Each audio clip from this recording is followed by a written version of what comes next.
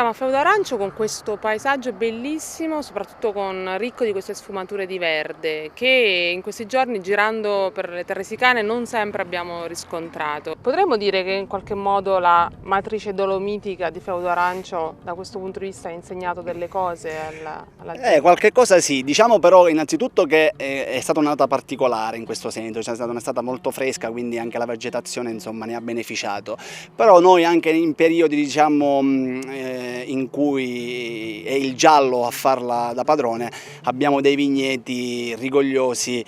grazie a una tecnica che noi abbiamo tra virgolette importato, che è quella dell'inerbimento, nel senso che i nostri filari sono appunto inerbiti per una scelta legata ad una fertilizzazione naturale, quindi piantiamo queste strisce di graminacee e leguminose che una volta sovesciate ci garantiscono sostanza organica appunto per i nostri vigneti.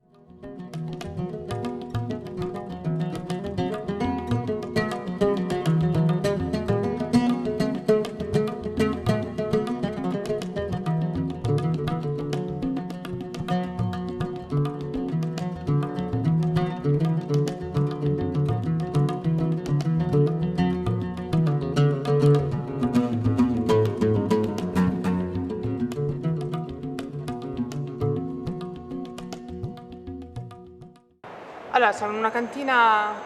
molto grande, quella di Feudo Arancio, che come tutte le grandi cantine che si rispettino è piena di barrique, però in realtà tu mi raccontavi che Feudo Arancio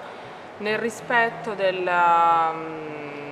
caratteristiche organolettiche dei vitigni, soprattutto autoctoni siciliani, preferisce fare l'uso principalmente di un altro materiale. Assolutamente sì, e il materiale è l'acciaio, che ci permette di mantenere l'anima siciliana ai nostri vini, perché lo sapete meglio di me, l'acciaio non ha alcuna influenza aromatica